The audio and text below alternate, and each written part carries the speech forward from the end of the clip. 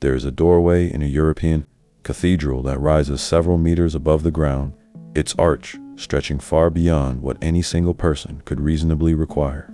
When someone stands beneath it, the effect is immediate. The human figure appears smaller than expected, not just by comparison, but by design.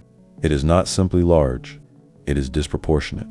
And once you begin to notice it, the pattern becomes difficult to ignore. Across old architecture, government buildings, palaces, even some early urban structures, there is a recurring emphasis on scale that seems to extend beyond function. Doors that tower overhead, windows that begin well above eye level and extend far beyond reach, ceilings that rise so high they dissolve into shadow. At first, this is easy to explain. Architecture, especially in earlier periods, often emphasized grandeur. Buildings were designed to inspire, to project power, to create a sense of awe. Height and scale were tools, visual statements of importance, authority, or devotion. This is the official understanding, and it is supported by historical context. Gothic cathedrals, for example, were intentionally built to draw the eye upward, to create a sense of connection between the earthly and the divine. Tall windows allowed more light to enter, illuminating interiors in ways that smaller openings could not. Large doorways accommodated crowds, processions, and ceremonial movement. All of this makes sense.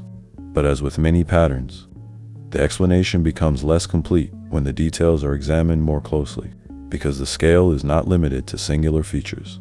It is consistent, repeated across different regions, cultures, and building types. Doors that exceed what is necessary for passage, windows that are positioned higher than practical use would suggest, rooms where the proportions create a sense not just of openness, but of excess. And this raises a quieter question. At what point does grandeur become something else? Because if the purpose is to impress, then there is a threshold, an upper limit beyond which additional size does not significantly increase impact. Yet in many of these structures, that threshold appears to be exceeded. The proportions continue upward, beyond necessity, beyond efficiency, into something that feels intentional in a different way. There is also the matter of accessibility. In some buildings, the lower portions of large windows are unreachable without additional structures. The design does not seem to prioritize interaction at a human scale. Instead, it frames space in a way that positions the individual as secondary. This could be symbolic, a way of reinforcing hierarchy, human in relation to institution, or individual in relation to something greater.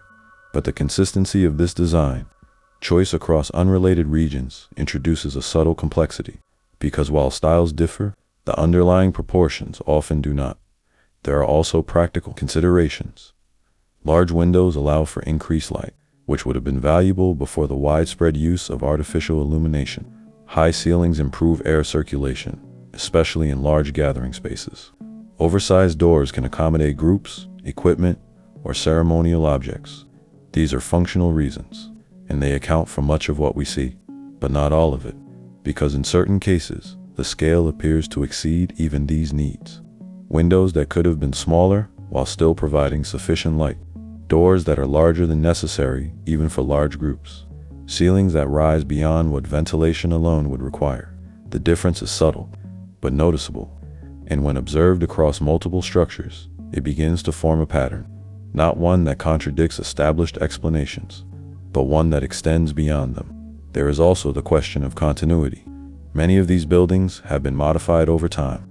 Floors raised, entrances altered, windows partially covered or repurposed.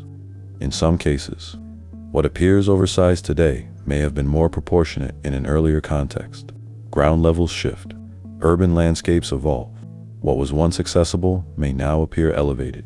This adds another layer to the interpretation, because the current proportions may not fully reflect the original design. But even when accounting for these changes, the scale remains notable. The upper sections of structures, arches, windows, vaulted ceilings, retain their proportions. Regardless of ground level adjustments, they continue to suggest a design philosophy that prioritizes vertical expansion, a focus on height that is not strictly limited by function. And this brings us to the broader perspective. Architecture is not only about utility, it is also about perception, how a space feels, how it shapes the experience of those within it. Large openings and high ceilings create a sense of openness, but also of distance. They alter sound, light, and movement. They influence how individuals relate to their surroundings.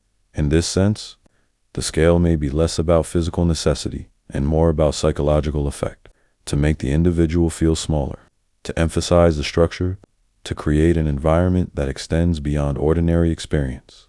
This interpretation aligns with many historical uses of architecture, and yet it does not fully resolve the question of consistency, because similar proportions appear in contexts where the intended psychological effect is less clear.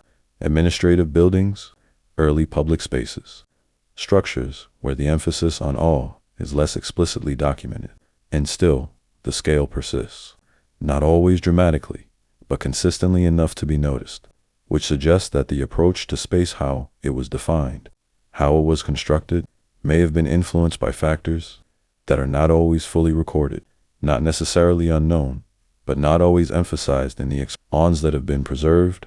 It is also worth considering how perception itself has changed. Modern architecture often prioritizes efficiency, cost, and practicality.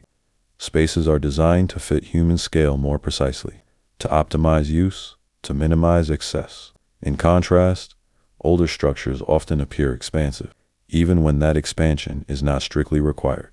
This difference can make earlier designs feel unusual.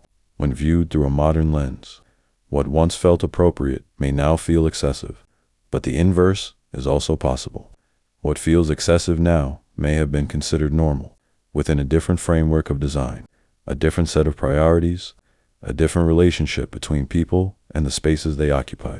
And this brings us back to the original observation: the doors, the windows, the proportions that seem just slightly beyond what is expected. Not dramatically so, but enough to create a subtle sense of imbalance, a feeling that the scale does not quite align with the individuals moving through it.